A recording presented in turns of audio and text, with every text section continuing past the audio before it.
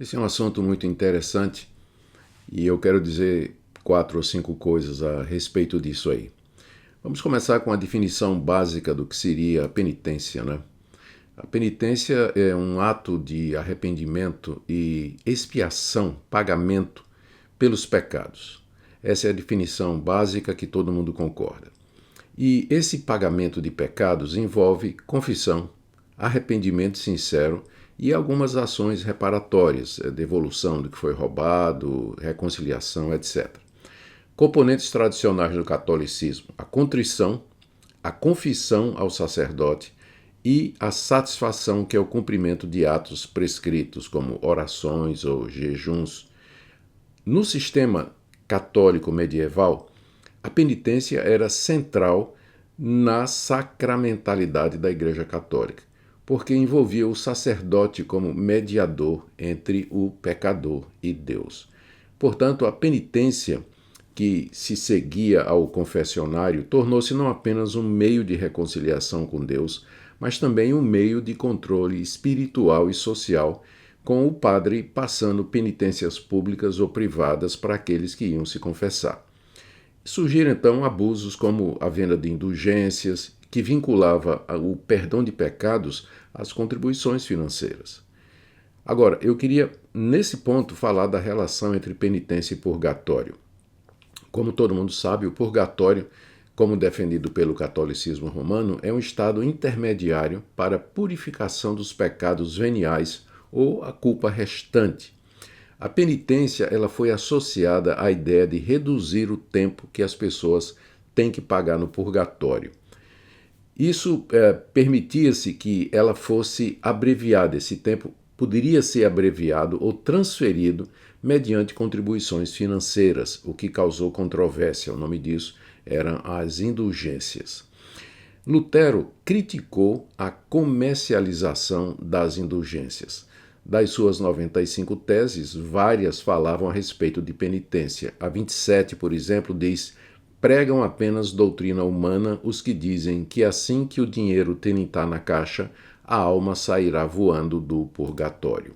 Quem dizia isso era Tetzel, tesoureiro do Papa, que saiu vendendo indulgências pela Europa para arrecadar dinheiro para a Catedral de São Pedro, em Roma.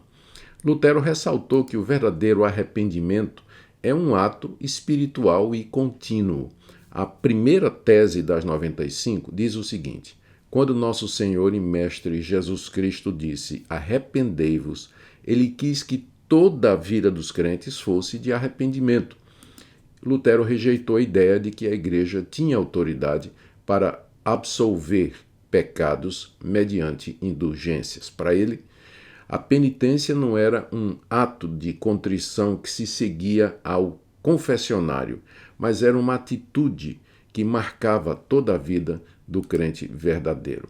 E, na verdade, esse aí é o conceito bíblico de penitência. Nós não temos a palavra penitência na Bíblia, mas o termo mais próximo disso é arrependimento, que na língua grega é a palavra metanoia. Literalmente significa uma mudança radical de mente e de vida, sem necessidade de mediação de sacerdote, padre ou obras expiatórias. Nós temos vários exemplos de metanoia na Bíblia. Primeiro, Lucas 15, de 11 a 32, a história do filho pródigo que volta arrependido, recebendo graça sem exigências de satisfação. Pedro, no dia de Pentecostes, chama os seus ouvintes ao arrependimento e batismo para perdão dos pecados, enfatizando a fé em Cristo. O arrependimento é fruto da ação do Espírito Santo e da obra consumada do Senhor Jesus na cruz do Calvário. Não exige satisfação humana, mas uma fé viva que produz frutos de obediência, como disse Jesus em Mateus capítulo 3, verso 8. Penitência é o estado constante em que nós vivemos. O crente vive num estado contínuo de quebrantamento, de arrependimento, de contrição e humilhação diante de Deus. A penitência não é você fazer determinadas obras para dar uma satisfação a Deus depois de ter cometido atos errados, depois de você ter se confessionado. ou ter confessado os seus pecados num confessionário a um padre ou um sacerdote. Não. Você pode pedir perdão e confessar os seus pecados diretamente a Deus e fazer isso o dia todo. Esse é o estado verdadeiro de penitência, é isso o que penitência realmente significa.